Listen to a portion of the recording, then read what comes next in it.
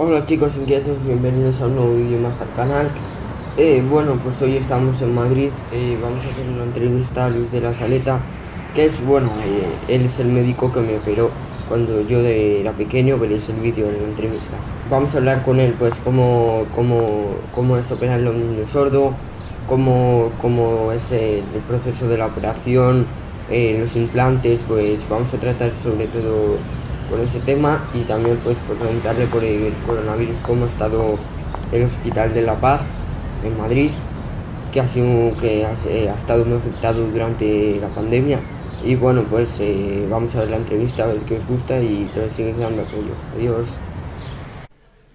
Hola chicos inquietos, hoy estoy en el Hospital Universitario de La Paz con con la Saleta. ¿Qué tal? Muy bien, nada, encantado de que hayas venido a La Paz, Joaquín, encantado de verte años después. Pues que para quien no lo sepa, fue el doctor que me implantó los implantes el que me hizo la operación, y es gracias a él al que lo que llevo aquí. Muchas gracias por haberme implantado ese día, y vamos a hablar ahora de lo del COVID-19, la situación que ahora está en el mundo. ¿Cómo lo habéis vivido aquí en el Hospital de la Paz, esos 6 meses más o menos en los que ha estado el mundo pues paralizado, y la gente venía a los hospitales porque se encontraba mal? Pues ¿cómo han sido esos meses?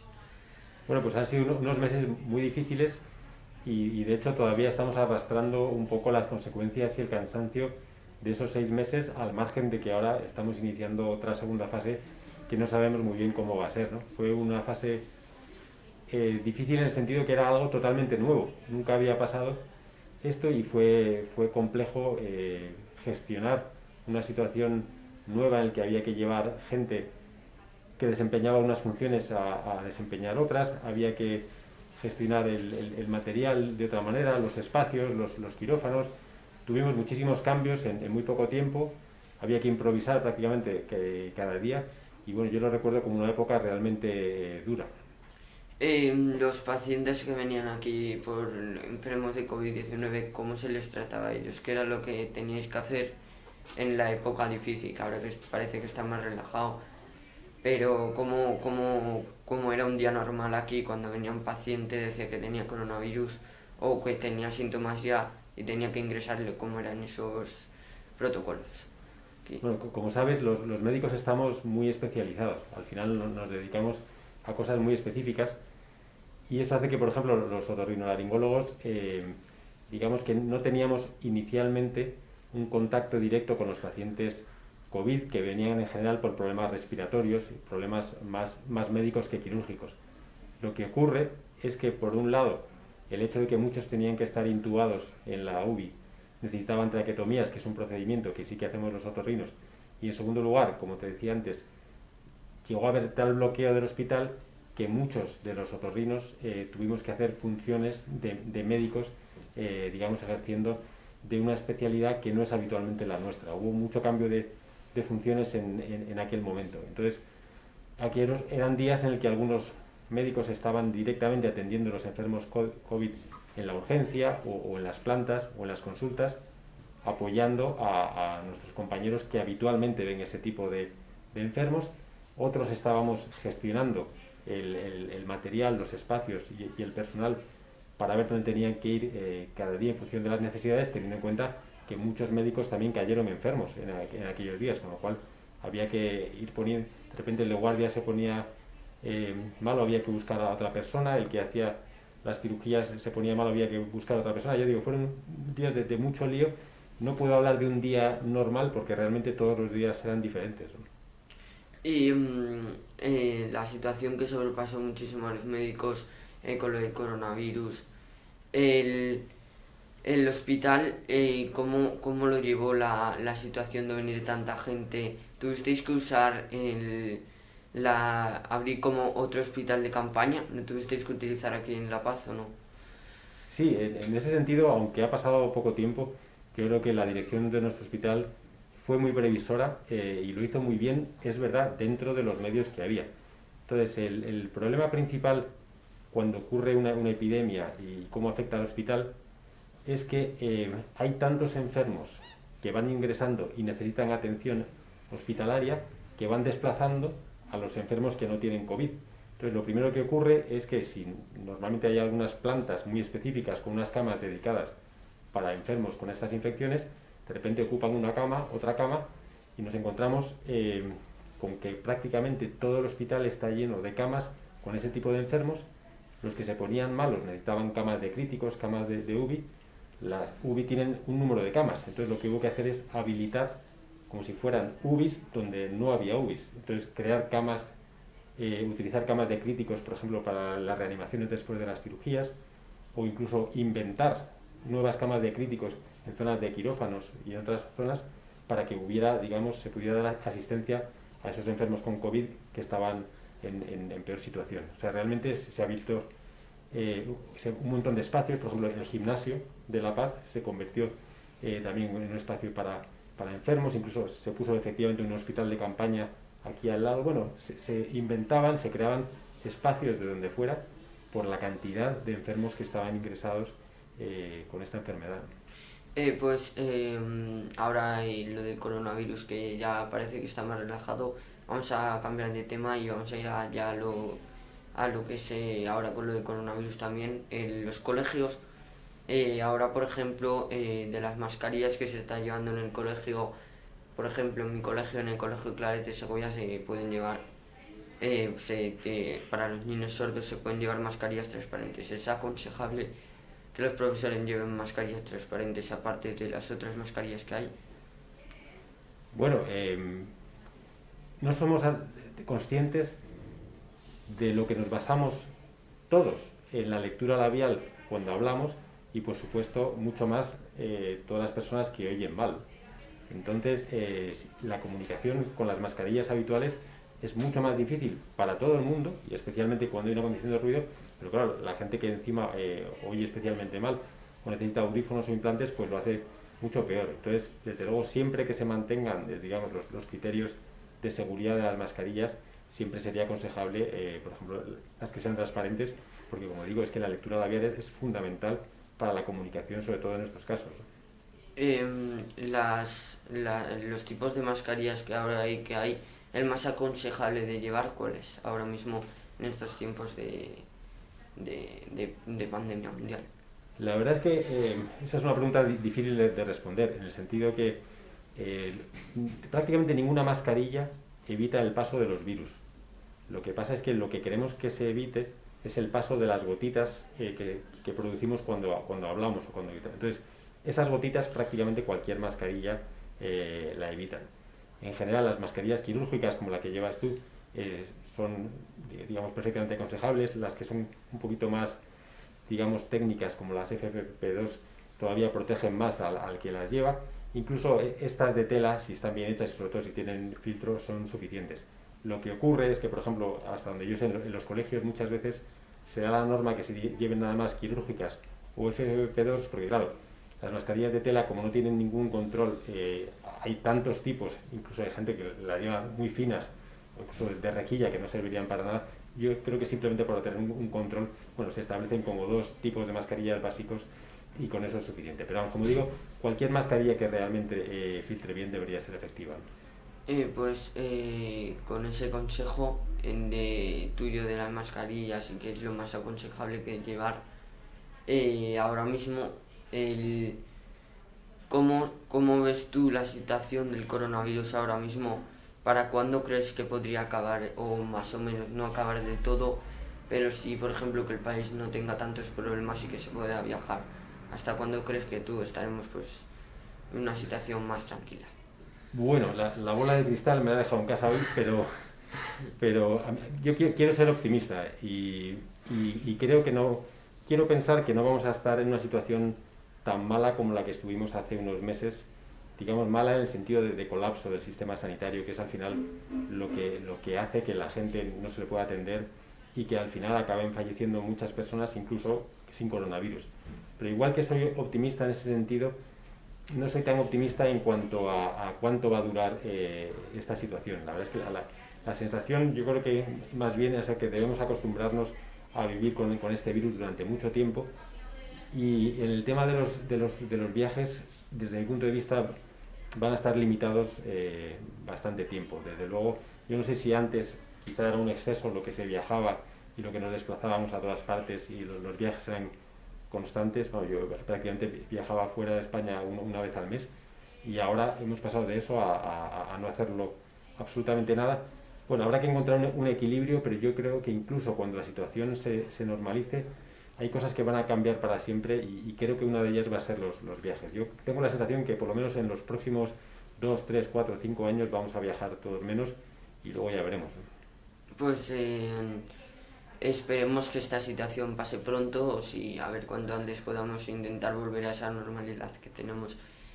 Ahora muchos a mí, el tema de los implantes cocleares, como tú sabes que a mí me has operado y ya pues os enseñaremos el vídeo cuando me implantaron cuando vi por primera vez. ¿Cómo es? Explica un poco cómo es operar a un niño sordo, qué es lo que tienes que hacer para tratar con un niño que tienes que ponerle tus implantes cocleares en el quirófano. Bueno, yo creo que quizá la cirugía del implante coclear, cuando es un caso normal y está muy establecida, quizá es lo que menos me preocupa. Probablemente también un poco es una cuestión de la experiencia, pero efectivamente la clave, yo creo que en el tema de los implantes es sobre todo que los padres tengan muy claro cuál es, si está indicado o no y qué es lo que se puede esperar de un implante coclear. Esa es una cosa, y la segunda cosa, y quizá la más importante, es que muchas veces los padres, que vienen lógicamente muy preocupados, porque suele ser una sorpresa el tener un niño o una niña que no oye, pues después de muchas vueltas y después de sufrir mucho y después de preguntar mucho y de tener un montón de dudas, ven muchas veces el momento del implante coclear como si fuera el final del proceso, ¿no?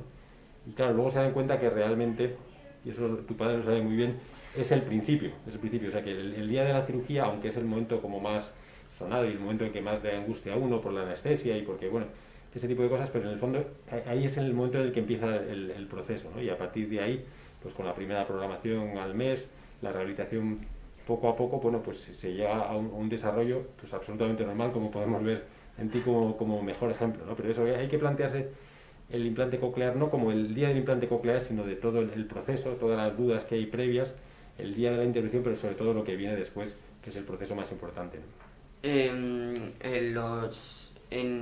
Cuando después de operar tú a un niño con implantes, ¿qué es lo que sientes tú cuando operas a un niño con implante?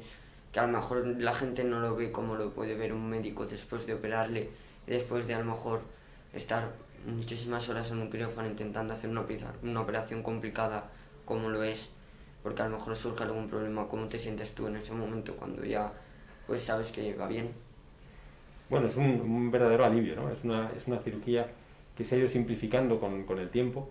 Hace años era mucho más larga, ahora, bueno, pues cómo son los dispositivos, cómo es la técnica, es más rápida, pero claro, tiene algunos momentos claves, como por ejemplo que se pasa muy cerca del nervio facial, que es el que mueve la cara, y eso, bueno, aunque lógicamente la probabilidad de problemas es muy baja, siempre está. Entonces, pues siempre hay un momento que es el momento en el que el niño se le quita ya el tubo, se despierta y ve que mueve bien la cara y que no ha habido ningún problema y luego sale del quirófano y está bien. Bueno, pues eso es una sensación un poco de alivio, en el que salimos ahora con los padres a explicarles que ha ido todo bien y eso, y les vamos preparando, como decía antes, eso. Bueno, esta primera fase ha salido todo bien, no ha habido complicaciones, la anestesia bien, la cirugía bien, se ha podido colocar el implante completo, hacemos unas telemetrías, unas pruebas en el quirófano para comprobar que todo funciona correctamente, pero hay que insistir que eso, bueno, la primera parte todo fenomenal y ahora preparados para la segunda, que empieza más o menos en un mes y esa es la más larga, ¿no? Y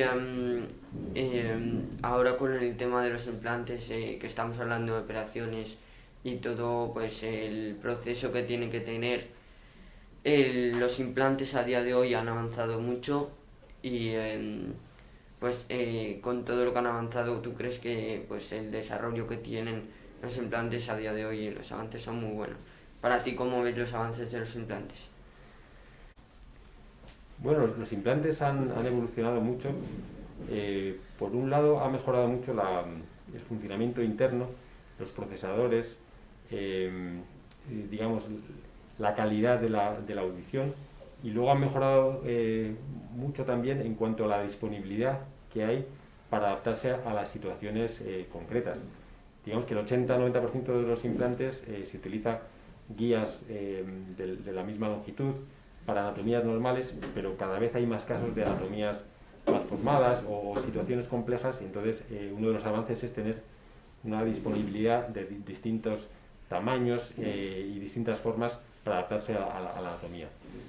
Y luego han mejorado mucho en el aspecto, por ejemplo, externo, ¿no? Pues los procesadores que llevas tú ahora, que son más pequeños, más alejados de la oreja, se pueden ocultar más en el pelo si lo que quieres es ocultarlos. Bueno, hay como diferentes cosas también estéticas que, dependiendo del momento y de la edad, pueden ser importantes, que también han evolucionado mucho con el implante, ¿no? Pero bueno, yo creo que aunque han evolucionado mucho, lo que siempre hay que dejar claro y cómo transmitir eso, cuál es el objetivo fundamental del implante coclear, ¿no? Que en estos casos es convertir un niño o una niña que nace sordo y que de otra manera no desarrollaría el lenguaje, pues en un niño o una niña que puede tener un desarrollo absolutamente normal, ¿no? Como vemos en tu ejemplo, ¿no?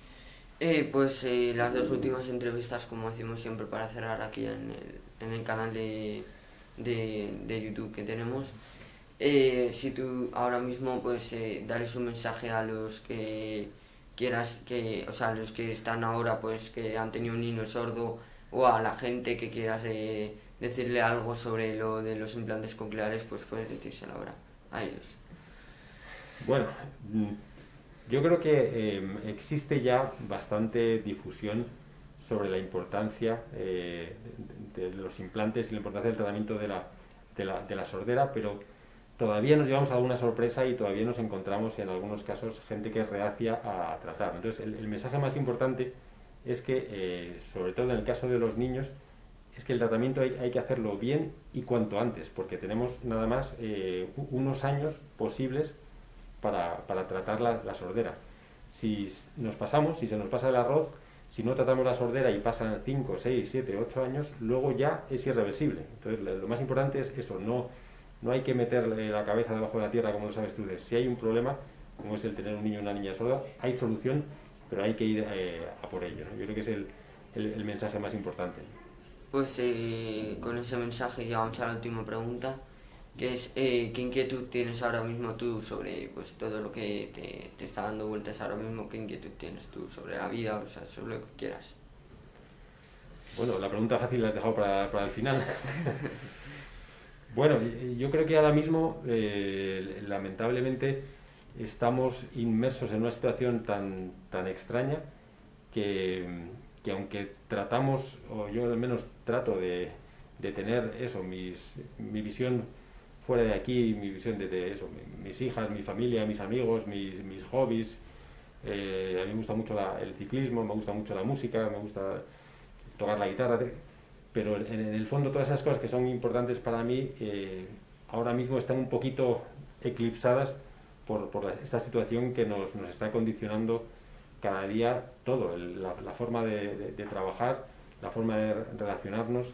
Desde luego, como decía antes, trato de ser optimista ante esta situación, porque al final tenemos lo que tengamos y lo podemos afrontar viendo el vaso medio lleno, medio vacío, y yo procuro verlo medio lleno, pero ahora mismo, bueno, mi objetivo es eso, que podamos superar esta situación lo antes posible, aunque sea meses lo que tengamos por delante, y que salgamos de ello la mejor situación posible, ¿no? Pues aquí acaba la entrevista con la Saleta. Muchas gracias por habernos querido que te hagamos una entrevista, y a vosotros por estar ahí como siempre. Muchas gracias a La Paz por seguir pues ayudando a tanta gente a estar pues aguantando en estos tiempos duros, y pues un saludo aquí a todo el equipo de La Paz, al Otorrino, pues a todo el equipo que lleva este hospital, que es muy importante para mí, y pues gracias a la Salta por